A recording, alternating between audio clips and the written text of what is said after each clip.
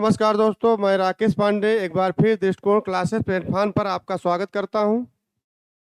जैसा कि आप जानते हैं कि इस समय हम शब्द पढ़ा रहे हैं और शब्द में आपका काव्यशास्त्र हो गया, रस, छंद, अलंकार।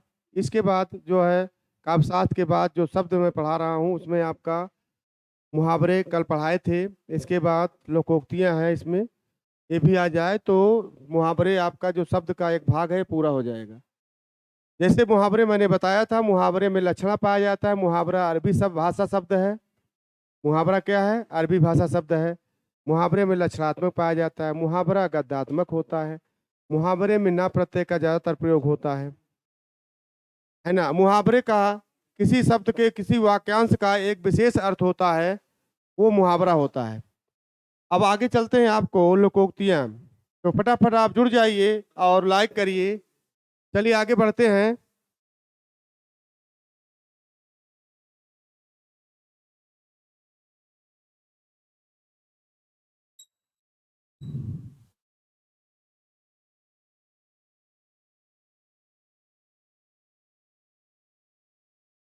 चलिए चलते हैं आगे। लोकोक्तियां। लोकोक्तिया में लोक धन उक्तियां।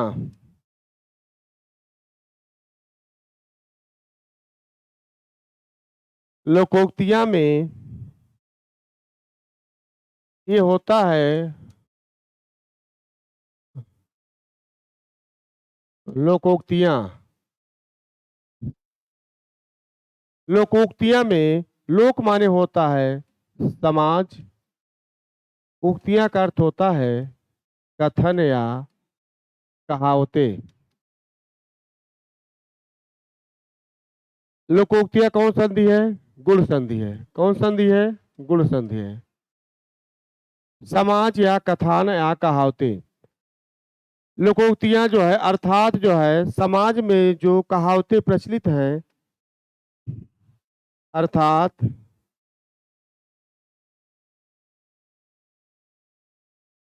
समाज या आंचलिक भाषा में जो कहावतें प्रसिद्ध है,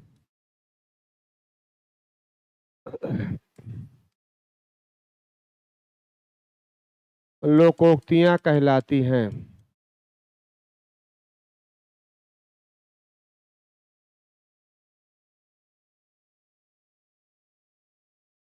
लोकोक्तियां कहलाती हैं।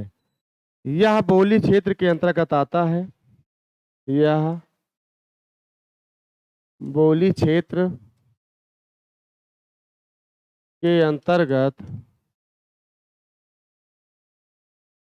आता है।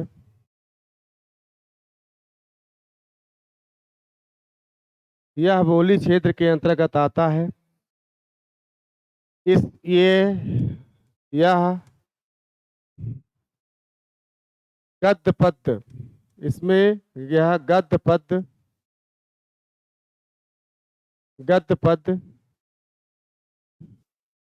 से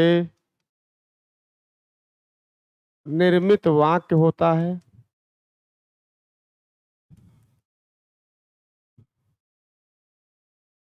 इसमें व्यंजना का प्रयोग होता है। इसमें व्यंजना का प्रयोग होता है तथा ना प्रत्यय का प्रयोग नहीं होता। तथा ना प्रत्यय का प्रयोग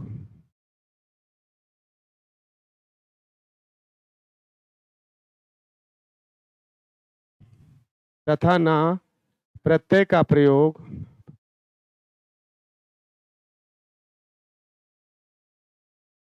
नहीं होता।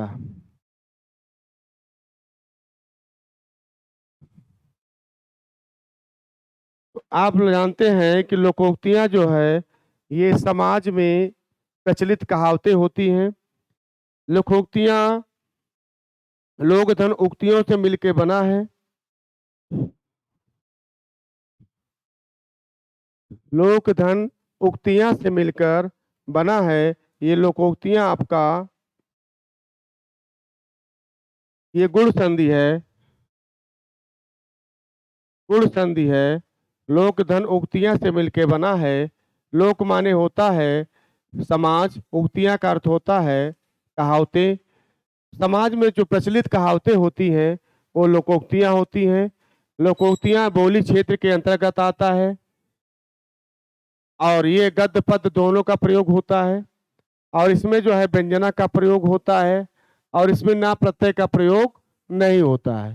तो आप जानते रहें कि लोकोक्तियां क्या होती हैं। लोक माने समाज, आंचलिक भाषा जो गांव देश देहातों में जो कहावतें प्रचलित की गई हैं, प्रसिद्ध कहावतें कही जाती हैं, वो लोकोक्तियां होती हैं। लोक धन उक्तियां, लोक धन उक्तियां लोकोक्तियां जो है ये आ की मात्रा छिपी हुई है, इसमें आ धन उ बराबर ओ हो जाता है। ये आपका गुण संधि है। संधि के अंत किस अंतर्गत आता है? गुण संधि के अंतर्गत। और लोकोक्तियां बोली क्षेत्र के अंतर्गत आता है। बोली में बोली का क्षेत्र सीमित होता है और इसमें जो आपके लोकगीत, मुहावरे, लोकोक्तियां, जातक कथाएं, ये सारे आपके बोली क्षेत्र के अंतर्गत आते हैं। यही बोली जब ज़्यादा मात्रा में बोली जाती है तो राष्ट्रीय का रूप ले लेती है, तो राष्ट्रीय भाषा बन जाती है। तो आगे चलते हैं। लोकोक्तियां ये देख लीजिए, फिर आगे चले। लोकोक्तियां लोक धन उक्तियां बराबर गुण संधि होता है। समाज या कथन या कहावतें, अर्थात समाज या आंचलिक क्षेत्र में जो कहावतें कही गई हैं, आंचलिक क्षेत्र में जो कहावतें कही गई हैं वो क्या हो जाती है? लोकोक्तियां कही जाती है। आंचलिक क्षेत्र में जो कहावतें कही गई हैं वो क्या हो जाती हैं? लोकोक्तियां हो जाती हैं। लोकोक्तियां कही जाती हैं।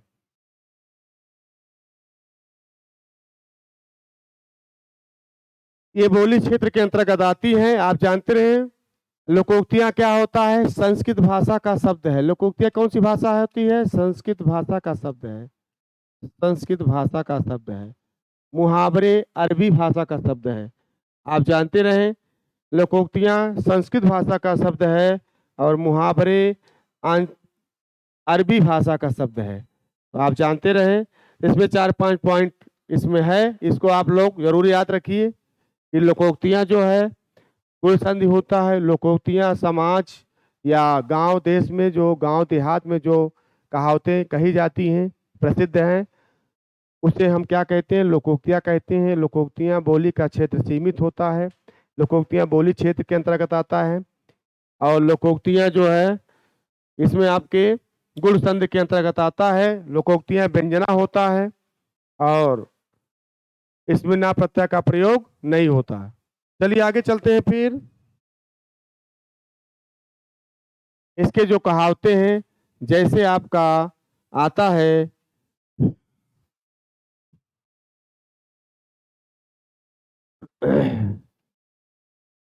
अपनी करनी पार उतरनी, जैसे आता है आपका अपनी करनी पार उतरनी, जैसा करना वैसा भरना।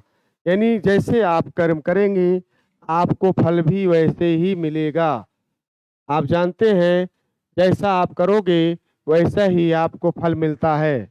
अपनी करनी पार उतरनी, आधा तीतर आधा बटेर, यानी बेतुका मेल, है ना। पता लगा जो है कोई सांवला है तो कोई जो है आपका गोरा है, तो दोनों का मेल जो है बेतुका है। कोई पढ़ने में तेज है तो कोई मूर्ख है, तो जिसका योग ना हो, जोड़ ना हो, वो होता है बेतुका मेल।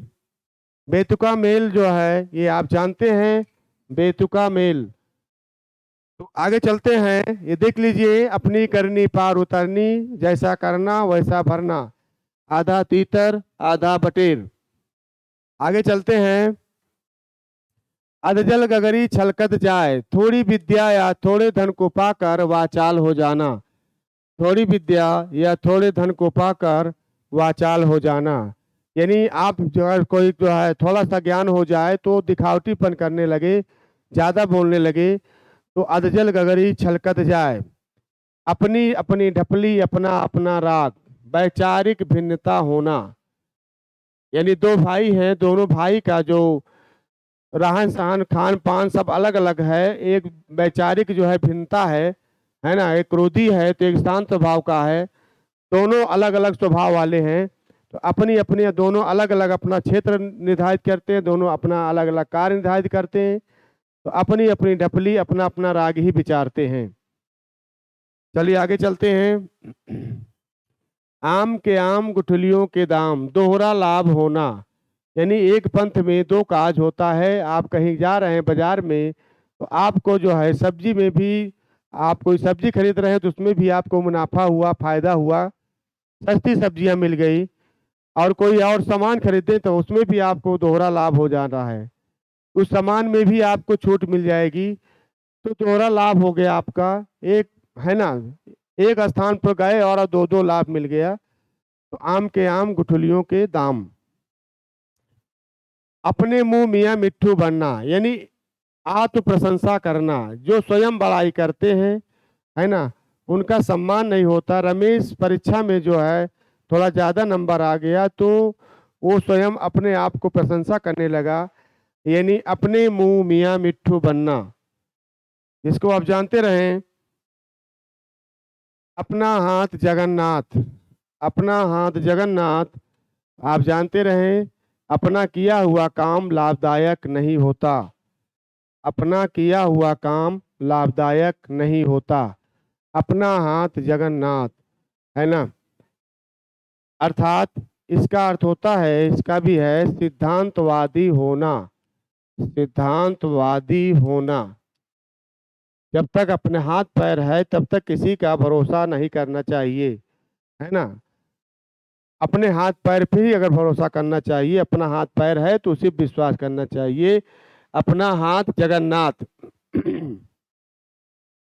आगे कुआं पीछे खाई, सभी ओर से विपत्ति आना। सभी तरफ से विपत्ति आना। आगे कुआं पीछे खाई, इसका स्वयं अर्थ बना सकते हैं आप कि राहगीर जा रहा था, आगे जो है शेर मिल जाता है और पीछे जो है अजगर आता रहता है ना। तो भागने का दाव नहीं होता उसको। आगे कुआं पीछे खाई, एक तरफ अजगरे लग, एक तरफ मिगराए। बिकट बटोही बीच में परे मोर्चा खाए। एक तरफ अजगर है और एक तरफ राहगीर। आगे कुआं पीछे खाई।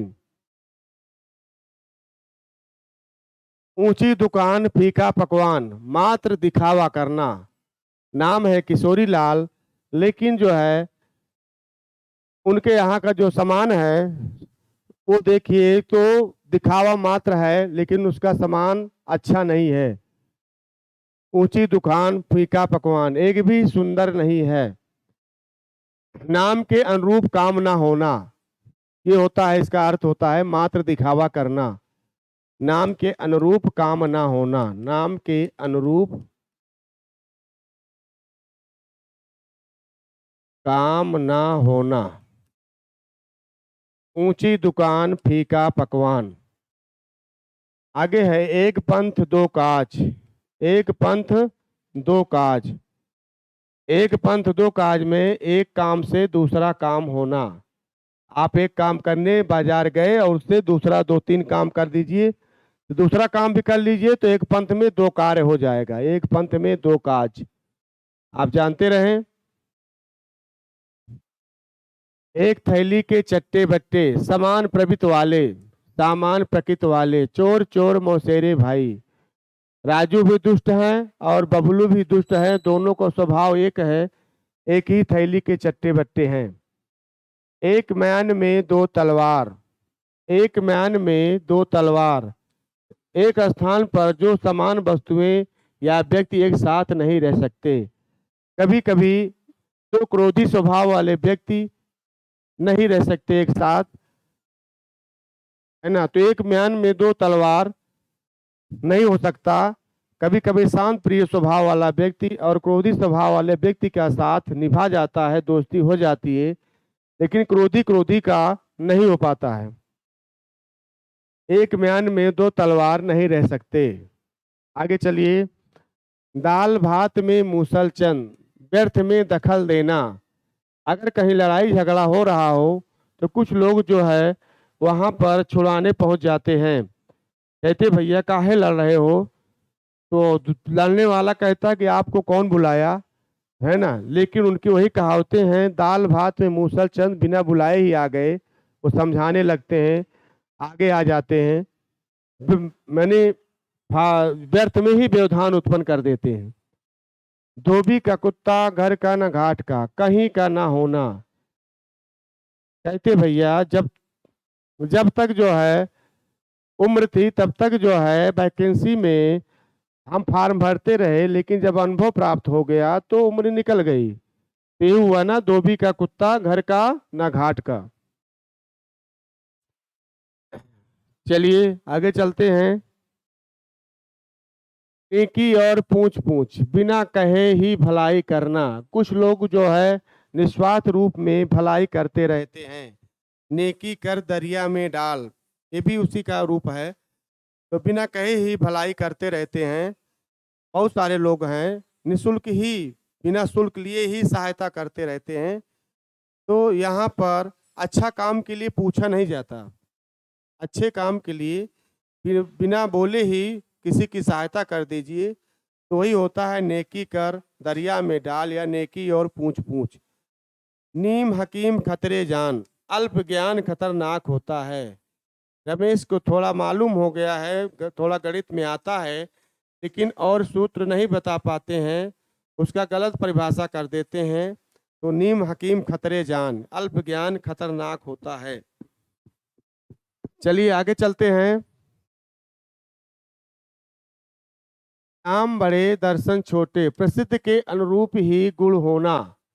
प्रसिद्ध के अनुरूप ही गुण होना, यानी जैसे आप अपने जो है छोटे से काम है, छोटे के काम के कारण जो है आपका नाम हो गया, तो छोटे काम के कारण ही आपको प्रसिद्धि मिल गई, है ना? और तो नाम बड़े दर्शन छोटे, नाम तो बड़ा हो गया लेकिन जो है आपका जो अनुरूप उसके गुण ना होना। नाम बड़े दर्शन छोटे, नाम तो आपका बहुत अच्छा है लेकिन गुण जो है उसके अनुरूप नहीं है। नाम है जो है सुंदर लाल, लेकिन सुंदर तो नहीं है, उसके गुण के अनुरूप सारा गुण अवगुण है ना? सारा अवगुण वाला गुण है। तो इसका सटीक लोकोक्तियाँ बैठती है, नाम बड़े दर्शन छोटे। आगे है, काला अक्षर भैंस बराबर, निरक्षर या अनपढ़। कभी कभी होता है कि आपको कुछ नहीं मालूम रहता भैया, पढ़े लिखे नहीं रहते हैं, अंगूठा छाप ही रहते हैं, तो अपने को कहते हैं कि भैया हम तो पढ़े लिखे नहीं हैं, निरक्षर हैं, अनपढ़ हैं, है ना? लेकिन गांव का अनपढ़ भी एक काढ़ा होता है, वो बहुत जो है आगे और चीज़ बनाने में, काम करने में होशियार होता है, लेकिन पढ़ने लिखने में वो काला अक्षर भैंस बराबर होता है। अनपढ़ होना, निरक्षर होना। कोयले की दलाली में मुंह काला, ये इंपॉर्टेंट है, ये आता है। बुरे काम से बुराई ही मिलता है। अगर आप बुरा काम करते हैं तो आपको लोग बुरा ही कहेंगे कि अच्छा हुआ जो मारा गया, अच्छा हुआ जो मर गया, है ना? तो कोयले की दलाली में मुंह काला, बुरे काम से बुराई ही मिलता है। काम का नकाज का दुश्मन अनाज का, ये भी मुहावरा है। बिना काम बैठे बैठे खाना। कुछ लोग कोई काम करना नहीं चाहते, और वो जो है सिर्फ चाहते हैं कि बिना काम किए ही सारी सुविधाएं मिल जाएं। तो वही होता है, अजगर करे न चाकरी, पंछी करे न काज, दास मलूका कहे गए सबके दाता राम। तो बहुत सारे आलसियों के लिए है, कहावतें हैं। मलूक दास ने, संत कवि मलूक दास थे, उन्होंने कहावतें बहुत सटीक वह कहा है। तो काम का न काज का दुश्मन अनाज का, बिना काम बैठे बैठे खाना। चलिए आगे चलते हैं। कभी नाव गाड़ी पर, कभी गाड़ी नाव पर, समय पड़ने पर एक दूसरे की मदद करना। कभी कभी ऐसा होता है कि विपत्ति आती है तो एक दूसरे की सहायता करनी चाहिए। सहायता करने वाला भी कभी कभी विपत्ति में आ जाता है, तो जिसकी वो सहायता किए रहता है वो भी उसकी मदद कर देता है। तो यही कहावतें प्रसिद्ध है, कभी नाव गाड़ी पर, कभी गाड़ी नाव पर। क्योंकि समय का चक्र चलता रहता है। समय जो है कभी आपको धनवान बना देगा, और कभी आपको आगे आने वाली पीढ़ी गरीब बना देते हैं। तो वे कहावतें प्रचलित है, कभी गाड़ी नाव पर कभी नाव गाड़ी पर। भागते भूत की लंगोटी ही सही, जो मिल जाए वही काफी है।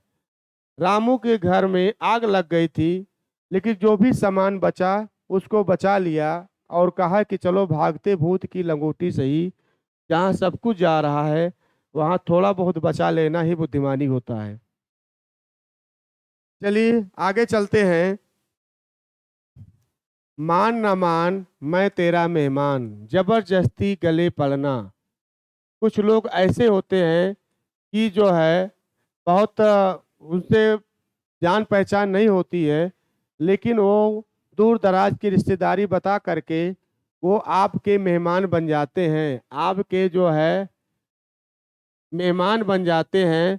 तो उनके ऊपर ये सटीक होता है कि मान ना मेहमान मैं तेरा मेहमान, पता नहीं कहीं से कहीं रिश्तेदारी निकाल लेते हैं और उसका प्रभाव दिखाने लगते हैं, है ना। तो वो ये सटीक बैठता है कि मान ना मेहमान मैं तेरा मेहमान। सिर मुड़ाते ही ओले पड़े, कार प्रारंभ होते ही विघ्न आ जाना। ये इंपॉर्टेंट है, ये आता है। सिर मुड़ाते ही ओले पड़ना, कभी कभी ऐसा होता है कोई भी कार, वेरी इंपॉर्टेंट है ये, कोई भी कार आप प्रारंभ करते हैं तो कोई ना कोई विघ्न आ जाता है। जैसे घर आप बनवा रहे हैं तो कोई विघ्न आ गया, हाँ, थाना थूनी आगे को बहुत सारे लोग उसको जो है रोक लगा देते हैं। कोई कार गाड़ी ले रहे हैं तो पता लगा विघ्न आ गया, यानी कोई भी कार करते हैं तो व्यवधान आ जाता है। इसका सटीक जो है लोकोक्तिया है, सिर मुड़ाते ही ओले पड़ना। आगे चलते हैं। होनहार बीरवान के होत चीकने पात। होनहार व्यक्ति बचपन में ही पता चल जाता है। ये आपका पिछली बार 2024 में यूपीपी में आया था। री एग्जाम होने से पहले जो एग्जाम हुआ था उसमें आया था। होनहार बीरवान के होत चीकने पात। होनहार व्यक्ति बचपन में ही पता चल जाता है ना।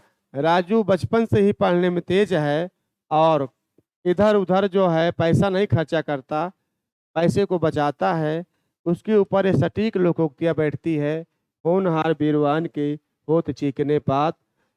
उसके लक्षण जो है बचपन से ही दिखाई पड़ जाते हैं कि लड़का अच्छा बनेगा कि बुरा बनेगा, ये बच्चा आगे जाएगा किस लाइन में जाएगा, ये सारे लक्षण बचपन से ही दिखाई पड़ जाते हैं। तो उसके लिए लोकोक्तियां हैं, होनहार बीरवान के होत चीकने पात। बद अच्छा बदनाम बुरा, बदनामी बुरी चीज होती है। आप जानते रहिए कि जो है रामचंद्र शुक्ल ने कहा है कि बुराई अटल भाव धारण करती है, यानी बुराई जो है बहुत जल्दी फैलती है, अच्छाई कम फैलती है।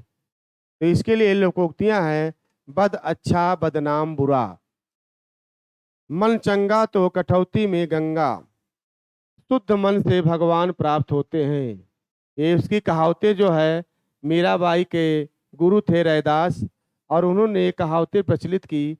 मन चंगा तो कठौती में गंगा, कि अगर मन आपका शुद्ध है, मन आपका पवित्र है, तो समझ लीजिए गंगा जो है आपको वहीं पर मन में ही दर्शन हो जाएंगी, है ना। सारे इच्छाएं आपके ईश्वर जरूर प्राप्त हो जाएंगी। ये रैदास ने कहा था, मन चंगा तो कठौती में गंगा, यानी कठौतम जैसे गंगा उत्पन्न कर दिया जाए। अगर मन चंगा है तो नदी, गंगा नदी में जाने की जरूरत नहीं है ना। कठौती में ही गंगा उत्पन्न कर दिया जाए। मन चंगा तो कठौती में गंगा।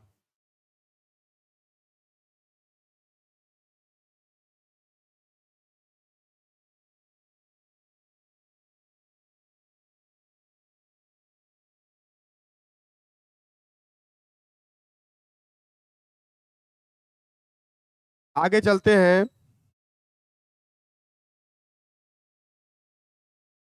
मन चंगा तो कटौती में गंगा। तो यहाँ पर आपका मन चंगा तो कटौती में गंगा, यहाँ तक आपका हो गया। ये आप जानते रहें। इसी तरह बहुत सारे कहावतें प्रचलित हैं। आधा तीतर आधा बटेर, इसी तरह और सारे कहावतें हैं, आधा तीतर आधा बटेर, आधा तीतर आधा बटेर, इसका हो जाएगा बेतुका मेल।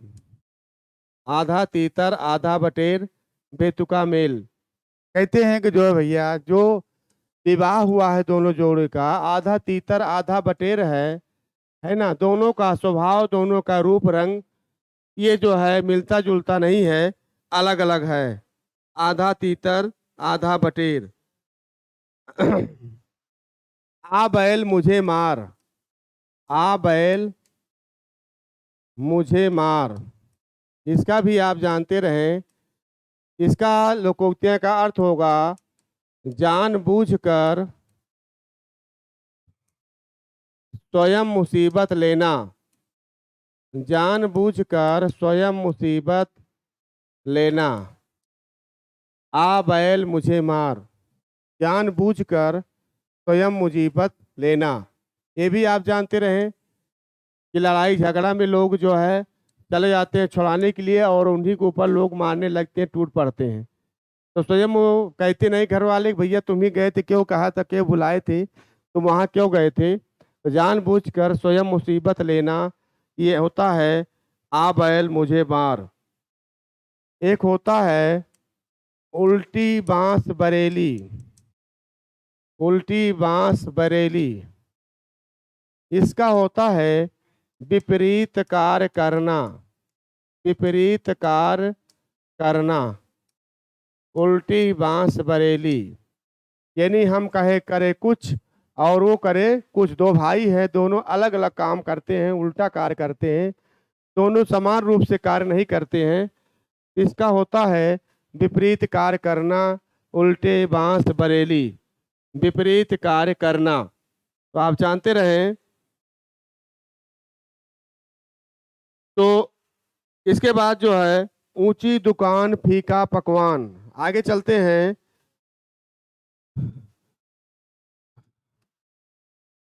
ऊंची दुकान फीका पकवान, ऊंची दुकान फीका पकवान।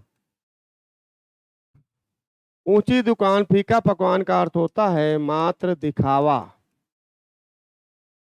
नाम है सुंदरलाल होटल, लेकिन वहाँ का सामान जो है सब कुछ सुंदर नहीं रहता, सब उल्टा ही रहता है। ऊंची दुकान फीका पकवान। आगे नाथ ना पीछे पगहा, आगे नाथ न पीछे पगहा, आगे नाथ न पीछे पगहा, इसका अर्थ होता है पूर्ण स्वतंत्र होना, पूर्ण स्वतंत्र होना। कहते भैया जब से इसके माता पिता थे तब तक ये तो इस बंधन में था, लेकिन जैसे ही इसके माता पिता गुजर गए ये पूर्ण स्वतंत्र हो गया। अब इधर उधर चाहे जहाँ घूमता टहलता रहता है, कोई रोकने वाला नहीं है। आगे नाथ न पीछे पगहा, है ना। तो आप जानते रहें। और इस तरह लोकोक्तियाँ बहुत सारी होती हैं, है ना। बंदर क्या जाने अदरक का स्वाद, ये भी सारे इसी में आते हैं।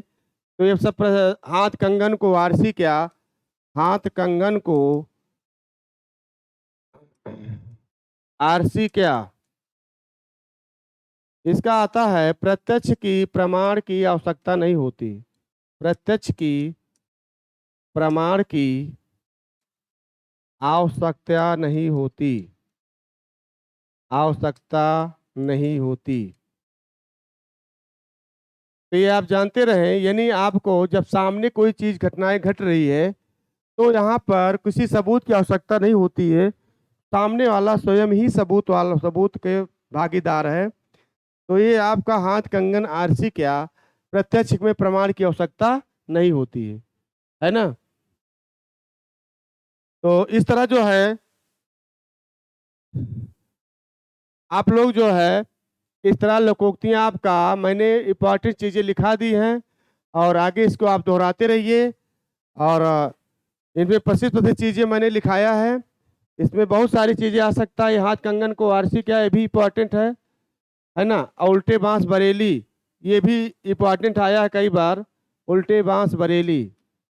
तो बांस बरेली आप जानते हैं कि उत्तर प्रदेश का एक जिला है, और वहाँ का जो है उसी का उदाहरण लिया गया है। उल्टे बांस बरेली का अर्थ होता है विपरीत कार्य करना। तो इस तरह मैंने बहुत सारे इंपॉर्टेंट चीज़ें लिखाई हैं, इसको दोहरा लीजिएगा। और इसके बाद आगे फिर आपको इसी समय आपको फिर मिलेंगे। पसंद आया हो तो लाइक करिए। फिर नेक्स्ट टाइम नेक्स्ट डे मिलते हैं। थैंक यू, धन्यवाद।